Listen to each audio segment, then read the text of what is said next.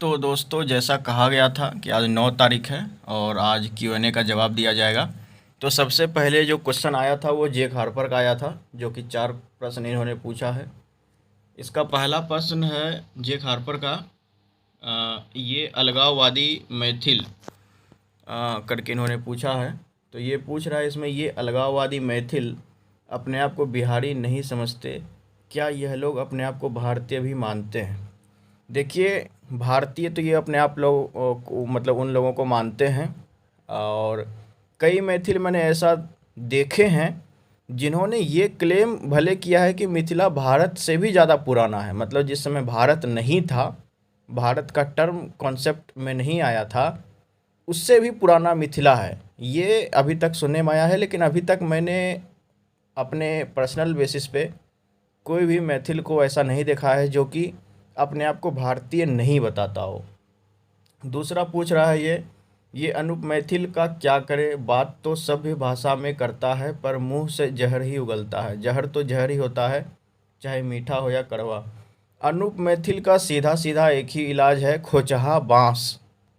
खोचहा बाँस जो होता है वही इसका अच्छे तरीके से इलाज कर सकता है। और बस उसी का आप इंतज़ाम करिए। जमशेदपुर में बहुत सारा खोचहा बाँस आपको मिल जाएगा। उसको आप, अगर खोचहा बाँस नहीं मिलता है तो केवल बाँस का इंतज़ाम करिए और उस बाँस में फिर खोंच को बनाइए। और फिर जैसे ही कभी आपको बिहार आना हो या फिर कभी कभी जाना हो या फिर कभी अनूप मैथिल या उसके चमचे दिख जाएं, बस सीधा डायरेक्ट गुफा में डाल दीजिए। तीसरा क्वेश्चन ये पूछ रहा है, आज के समय में अंगिका जैसे भाषाओं का क्या महत्व रह गया है, इन भाषाओं का क्या भविष्य है? देखिए, महत्व क्या रह गया है, ये कोई आप साइंस सब्जेक्ट नहीं पढ़ रहे हैं कि आप किसी चीज़ का इम्पोर्टेंस जानना चाह रहे हैं कि इस चीज़ का क्या इम्पोर्टेंस है, क्या इसका बेनिफिट्स है। ये कोई सब्जेक्ट नहीं है लैंग्वेज। आप उस पर्सपेक्टिव से लैंग्वेज को नहीं देख सकते हैं। भाषा का महत्व क्या हो सकता है, भाषा का इम्पोर्टेंस क्या है, what is the importance of language. तो हर भाषा का एक ही काम है, कम्युनिकेशन, बस। लेकिन ये चूँकि हमारी भाषा है, ये हमारी आइडेंटिटी बन जाती है। तो हमें अपनी भाषाओं का जो है प्रमोशन करना चाहिए अपने इंडिविजुअल बेसिस पे, और उसको सीखना चाहिए। अगर आप अभी, जैसे जेक हार्पर को मैं बोल रहा हूँ, यदि आप अभी अंगिका भाषा बोलने में असक्षम हैं, आप नहीं बोल पा रहे हैं अंगिका भाषा, तो ये आपके पेरेंट्स की गलती है कि वो आपको नहीं सिखा पाए। वो भले ही दूसरे रीजन में माइग्रेट हो गए, वो आपको अंगिका नहीं सिखा पाए, जिसके कारण कि आप आज जो आप हैं वो अंगिका नहीं बोल पाते। कल को आपकी शादी होगी, आपके बच्चे होंगे, वो लोग और ज़्यादा निर्भर हो जाएंगे। आज कम से कम आप अंगिका से जुड़े हैं, आपके बच्चे इससे जुड़े भी नहीं रहेंगे। तो इसी तरीके से रूट से जो भी जनरेशन ख़त्म हो जाता है, जैसे ही किसी भी जनरेशन का जड़ नींव ख़त्म हो जाता है, वो ज़्यादा बहुत दूर तक सक्सेस नहीं हो पाती है, क्योंकि उसके पास कोई बेस नहीं है। बिना बेस के कोई भी महल नहीं बन सकता। और ये पूछ रहे इन भाषाओं का क्या भविष्य? भविष्य यही है, इन भाषाओं का बहुत बढ़िया भविष्य है। चाहे अगर अंगिका भाषियों की संख्या यदि मान के चलो आप 7 से 8 करोड़ भी है यदि, और इससे हालांकि ये मैक्सिमम बताया जाता है पूरे विश्व भर में, तो 7 से 8 करोड़ पूरे विश्व भर में यदि अंगिका भाषियों की संख्या है, तो उसमें अगर कुछ लोग नहीं भी सीख रहे हैं, कुछ लोग छोड़ भी दे रहे हैं, तो कोई बहुत बड़ी दिक्कत की बात नहीं है। भाषाएं इसी तरीके से आगे बढ़ते रहेंगी। और जैसे जब तक हम लोग हैं, तो हम लोग तो मल्टीप्लिकेशन का काम करते हैं, हम लोग तो और भाषा का प्रमोशन करते हैं। तो भाषा का ऐसे प्रमोशन होगा, और ज़्यादा अगर एक लोग छोड़ रहे हैं तो 10 लोग सीख भी लेंगे, तो कोई टेंशन की बात नहीं। चौथा प्रश्न ये पूछ रहा है, आगे इस यूट्यूब चैनल को लेकर आपका क्या प्लान है, आप नया क्या करने वाले हैं? तो इसमें 2 पार्ट में इसने पूछा है। तीसरा नंबर भी 2 पार्ट में था, मैंने 2 पार्ट में जवाब दिया। चौथा नंबर ये 2 पार्ट में है कि आगे इस यूट्यूब चैनल को लेकर आपका क्या प्लान है। आगे इस यूट्यूब चैनल को लेकर के मेरा ये प्लान है कि इसको बहुत बड़े लेवल तक लेकर के जाना है। आप सभी का सहयोग चाहिए, आप सभी लोग सपोर्ट करिए। नया मैं क्या करने वाला हूँ इस चैनल पर वो आपको आगे पता चल जाएगा जब मैं कुछ करने वाला रहूँगा तो। और धीरे धीरे जो कुछ भी नया होगा वो आपको पता चल जाएगा। बस आप चैनल से जुड़े रहो, आपको पता चल जाएगा। इसके बाद जो कमेंट आया है वो ABC BGP 123 का आया है। इसने 10 क्वेश्चन पूछ लिए हैं, तो जितने डेप्थ में मैं जे खारपर का जवाब दिया लगभग उतने ही समय में मुझे इसका भी जवाब देना है। तो ऑटोमेटिक आप ये समझ सकते हैं कि आंसर का जो एक्सप्लेनेशन है वो शॉर्ट हो जाएगा। मुंगेर और लखीसराय में ऐसा क्या है भागलपुर कटिहार से अलग कि वहाँ पर मुस्लिम पॉपुलेशन भागलपुर कटिहार से बहुत कम है। इसका सिंपल सा आंसर ये है कि मुंगेर में मुस्लिम पॉपुलेशन एक स्पेसिफिक अमाउंट में है। तो सबसे पहले तो ये फैक्ट ही गलत है कि मुंगेर और लखीसराय में ऐसा क्या है और भागलपुर से और कटिहार से क्या अलग है। मुंगेर में एक स्पेसिफिक अमाउंट में मुस्लिम पॉपुलेशन है, केवल मुंगेर की बात कर रहा हूँ। जमालपुर में ज़्यादा नहीं है, मुंगेर में है, वो भी मीर कासिम और उन सब चीज़ों के कारण जो आ गया था। लखीसराय में बहुत कम है, लखीसराय में पूरे बिहार में सबसे कम पॉपुलेशन पीसफुल कम्युनिटी की वो लखीसराय में ही है। इसका कारण ये है कि कटिहार, पूर्णिया, भागलपुर ये सभी बंगाल से ज़्यादा नज़दीक रहे और बंगाल हमेशा से मुग़ल टाइम के बाद से ही नवाबों के संसर्ग में रहा और जिसके कारण कि यहाँ पे मुस्लिमों की जो कन्वर्ज़न है, इस्लामिक कन्वर्ज़न, वो ज़्यादा हुई। जो यहाँ के लोग हैं, जो गरीब दबे कुचले लोग हैं, वो वही लोगों ने, उनके ही बाप दादाओं ने इस्लाम कबूल किया क्योंकि टैक्स वगैरह से छूट पाने के लिए, और आज वही लोग कट्टर मोमिन बन गए हैं। दूसरा है भागलपुर वंदे भारत का क्या हुआ। भागलपुर हावड़ा वंदे भारत का स्टेटस जानने के लिए आप रेल मिनिस्ट्री के पास जाइए, वहाँ से आप पूछ सकते हैं। और जो आकाशवाणी जो या फिर जो एयर न्यूज़ पटना जिसने या बिहार इंडेक्स जिसने इस न्यूज़ को प्रोपेगेट किया था, आप वहाँ पे इस क्वेश्चन को पूछिए। मेरा काम था केवल उसको आप लोगों तक पहुँचाना। तीसरा प्रश्न है भैया मंजूषा आर्ट का प्रोपेगेशन कैसे किया जाए। मंजूषा आर्ट को आप पहले सीखिए, अगर आप सीख चुके हैं तो आप उसमें कुछ न कुछ बनाइए, बना करके आप उसको सोशल मीडिया पे, अपने इंस्टाग्राम पे उसको आप शो कर सकते हैं, या फिर आप मुझे भेज सकते हैं मंजूषा आर्ट की पेंटिंग बनाकर, और फिर मैं उसे यूज़ कर सकता हूँ अपने वीडियो में, जिससे प्रोपेगेट हो पाए, प्रमोट हो पाए मंजूषा आर्ट। चौथा प्रश्न है मैथिल लोगों की रिलाई कैसे की जाए जिससे ये अंग प्रदेश को मिथिला में नहीं बताएं। मैथिल लोगों की रिलाई करने के लिए सबसे बेस्ट उपाय है खोचहा बाँस। खोचहा बाँस का एग्जाम्पल मैंने जे खारपर को भी दिया, आप भी खोचहा बाँस की तैयारी करें। आराम से आपको गुजरात में खोचहा बाँस मिल जाएगा, उसे बनाए रखें। अक्सर मैथिल अनूप जो है गुजरात के अहमदाबाद या कहीं कहीं जाता रहता है, जब भी आपको वो मिल जाए बस सीधा उसके गुफे में घुसा दें।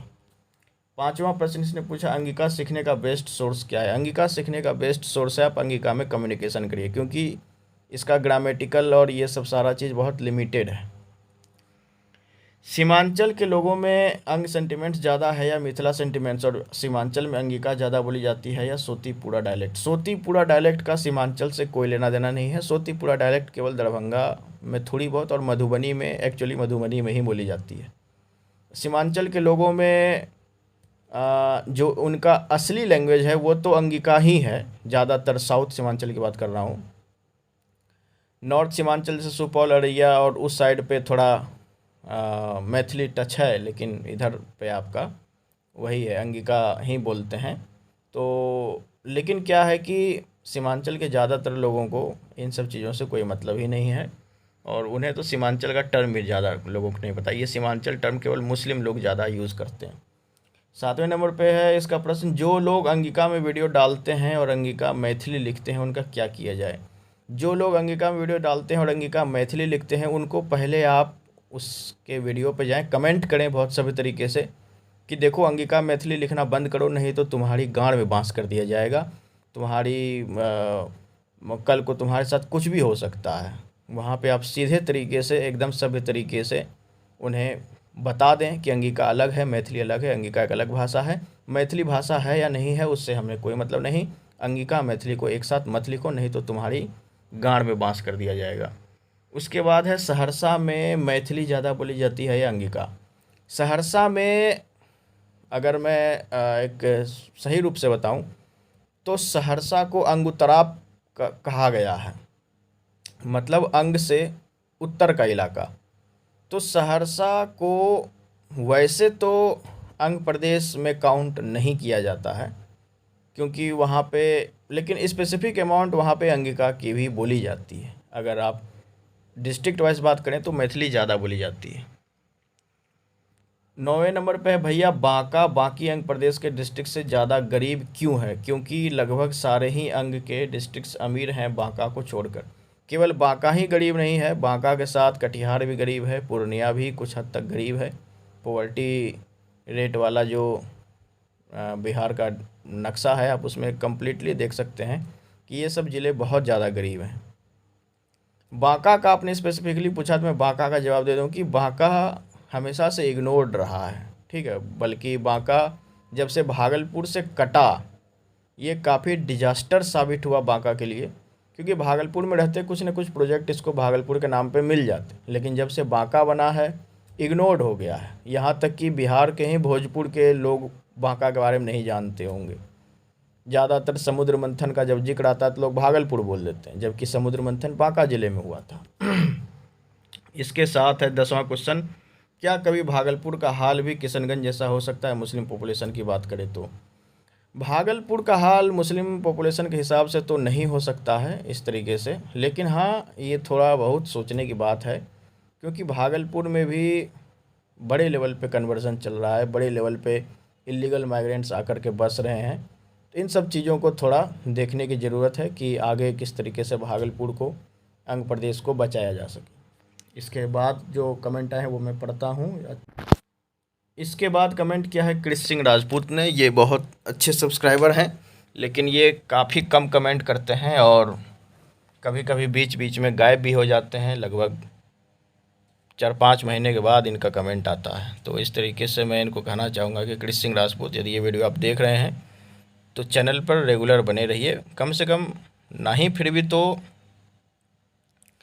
अगर आप 1 महीने में 2-3 कमेंट भी कर देते हैं तो इससे हमें पता रहता है कि कौन सा सब्सक्राइबर रेगुलर बना हुआ है और कौन सा सब्सक्राइबर रेगुलर नहीं बना हुआ है। रेगुलर बने रहने पे ही चैनल की रीच आगे भी बढ़ती है। तो इनका पहला प्रश्न है, पीरपैंती से जो भी भोजपुरी माइग्रेंट्स हैं जो बसे हैं, कोई न कोई कारण से वे सब प्राउड भोजपुरियन हैं और गमछा बांध भोजपुरी प्राउडली बोलते हैं, बट जब अपना अंगिका भाषी सोसाइटी, जो मेरी उम्मीद है कि आज भी पीरपैंती का लार्जेस्ट लैंग्वेज स्पीकर्स है, उनके बच्चे अंगिका भूलते जा रहे हैं। जैसे मेरे 2 मित्र हैं, एक भोजपुरिया जिसके परदादा पीरपैंती में बसे थे और एक अंगिका समाज का जो वहाँ 10 पीढ़ी से ऊपर से है।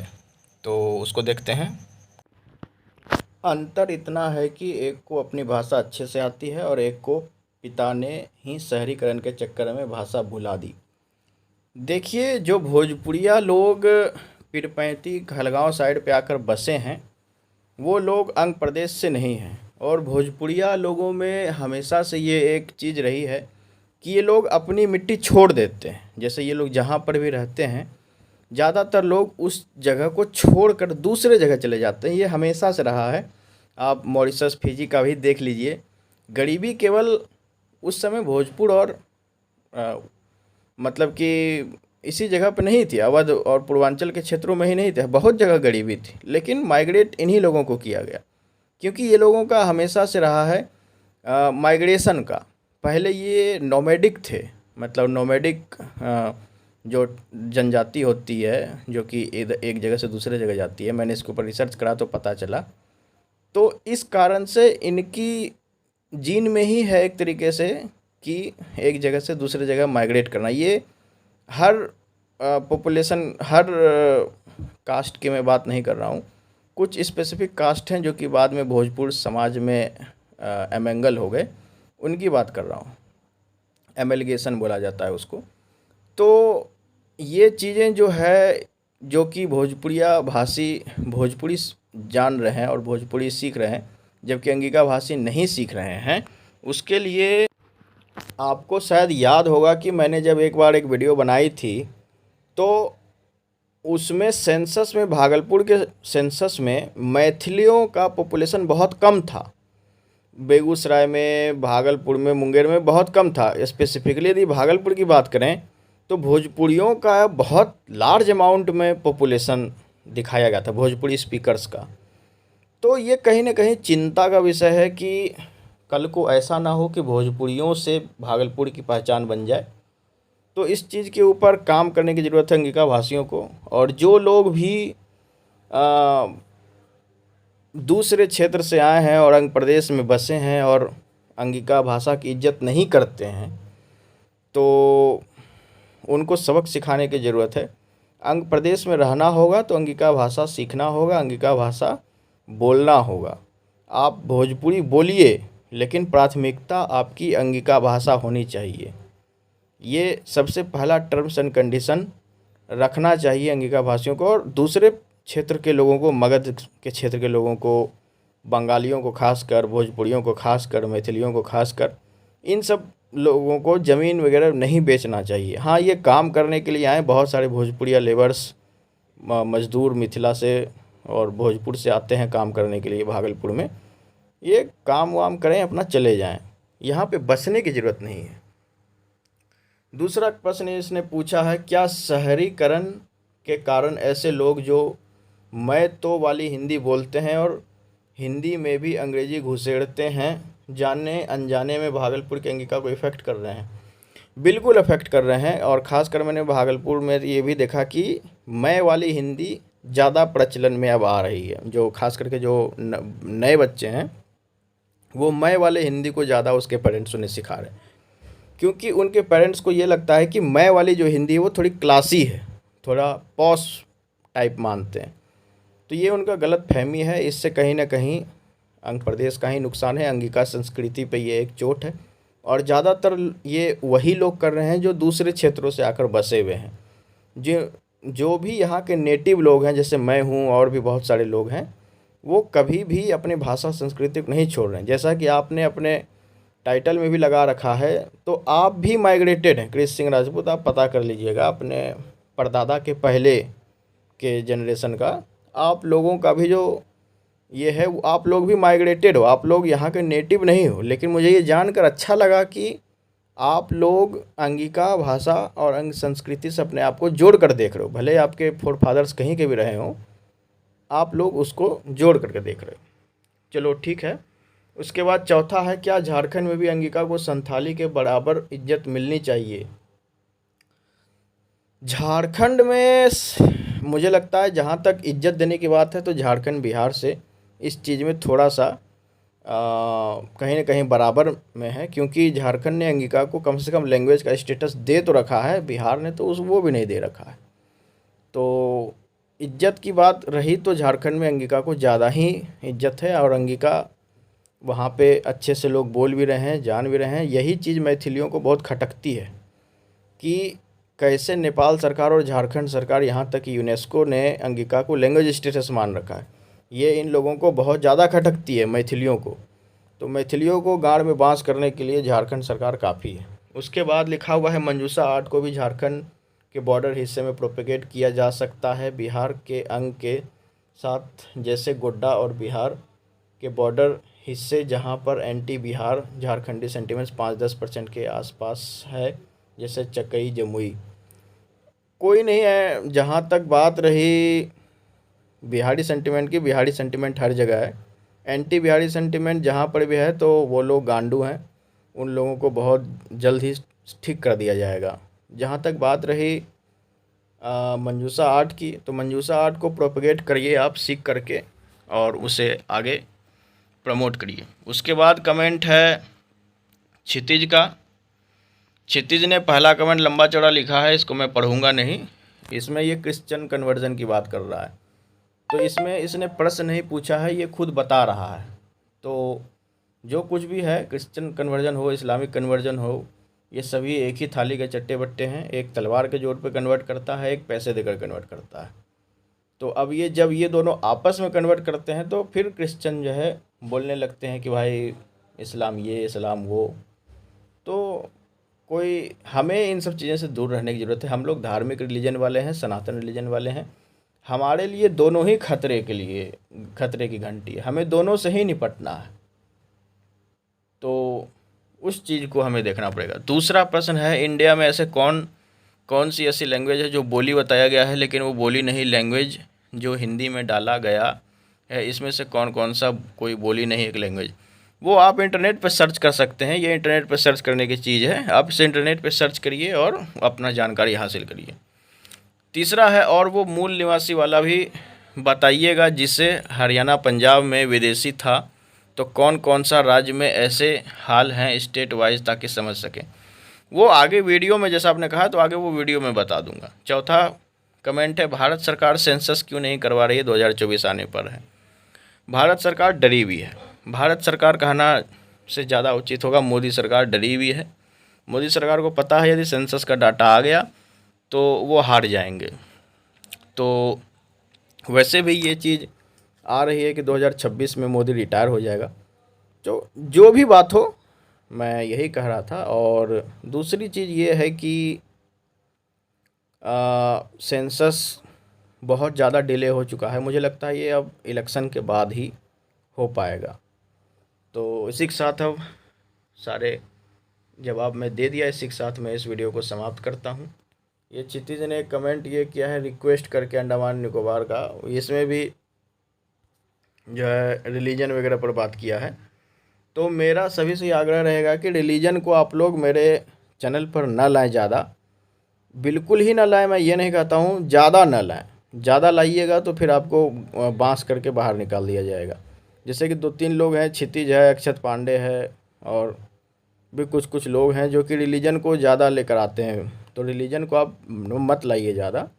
रिलीजन एक प्राइवेट चीज़ होती है, वो आप प्राइवेट में प्रैक्टिस करिए। यहाँ पर दिखाने की ज़रूरत नहीं। अगर आप किसी चीज़ से गुजर रहे हैं, किसी प्रॉब्लम में हैं, तो फिर आप उसको हैंडल करने के लिए सरकार के पास जाइए।